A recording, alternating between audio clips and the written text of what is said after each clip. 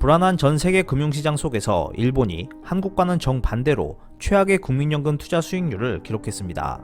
아베 정권을 향한 일본 네티즌들의 원성이 하늘을 찌르고 있는데요. 이에 대한 반응과 손실액이 크게 늘어난 이유, 그리고 일본 금융 시스템의 스트레스 테스트 결과에 대해 알아보았습니다. 노후에 대한 불안이 가뜩이나 확산되고 있는 일본에서 일본 국민들이 충격을 받을 만한 실적이 발표되었습니다. 일본의 국민연금을 운용하는 GPIF 발표 내용에 따르면 2019년도의 자금 운용 실패로 거액의 손실을 낸 것으로 나타났습니다. GPIF의 2019년도 운용 실적은 8조 2831억엔 적자로 리먼 쇼크가 있었던 2018년도에 이어 두 번째로 큰 손실을 냈고, 운용 수익률은 마이너스 5.2%로 역대 세 번째로 낮았습니다. GPIF는 일본의 국민연금 약 150조엔을 운용하고 있는데요. 2019년에 GPIF가 손실액을 8조엔까지 늘릴 수 있었던 이유는 아베노믹스는 성공하고 있다는 것을 연출하기 위해 주식을 대량으로 매수했기 때문인 것으로 나타났습니다. 종래 GPIF는 주식 투자 비중을 24%로 유지했습니다. 하지만 2014년 아베 정권은 아베노믹스를 성공시키겠다는 일념하에 고위험 고수익 투자로 전환하고 주식 투자 비율을 50%로 증가시켰습니다. 아직까지 C19로 인해 폭락한 세계의 주가 하락 결과가 정확하게 반영되지 않은 상태이지만 2019년에 이어 2020년 1분기에서 3분기 예상 연금 손실액은 17조 7072억엔 적자로 나타나고 있습니다. GPIF는 만약 리먼 쇼크와 같은 상황이 연출된다면 손실액은 어떻게 될 것인가에 대한 스트레스 테스트 결과도 공표했습니다. 스트레스 테스트란 실현 가능성이 있는 사건에 대해 금융 시스템의 잠재적 취약성을 측정하고 금융 시스템이 얼마나 안정적일 수 있는지 측정해보는 것인데요.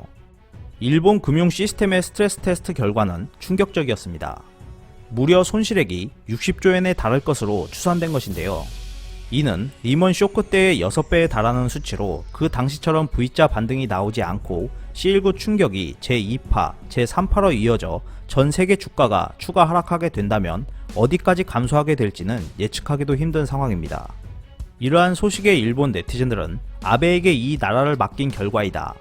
경제가 정체되고 있는데도 주가가 오른다. 아베 정권이 국민연금의 자금으로 주가 조작을, 일본 은행도 주가 조작을 하고 있다. 건전한 경제 성장은 아베와 단짝에 의해 왜곡되고 거짓에 의한 주가 상승이 계속되고 있다. 뭐야 이거, 아베 내각에 맡겨두면 무엇이든 안 되는 것인가? 국민의 돈을 무엇으로 생각하는가? 연금 제도가 붕괴한다. 농담이 아니라 진짜 왔다. 지금의 젊은 사람이 연금을 받을 무렵에는 돈이 없는 것인가?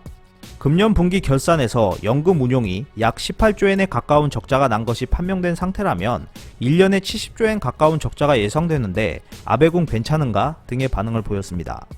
반면 대한민국의 2019년 국민연금 기금 금융부분 운용 수익률은 11.34%로 확정되면서 최근 10년간 최고치를 기록했습니다. 국민연금이 지난해 거둔 수익금은 73조 4천억 원으로 1999년 기금운용본부를 설립한 이래 최고 실적을 달성한 것인데요.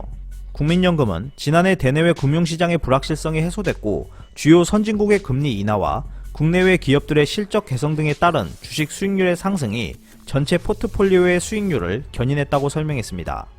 또한 올해는 C19로 인한 금융시장 충격으로 국민연금의 수익률이 낮은 상황이지만 위험 관리를 강화하면서 정해진 규칙에 따라 시장 변화에 탄력적으로 대응하고 장기 수익률을 높이기 위해 해외 투자 확대 등을 차질 없이 이행해 나갈 것이라고 밝혔습니다.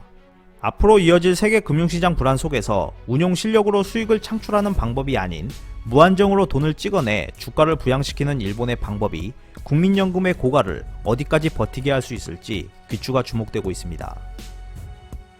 이상 피커TV였습니다.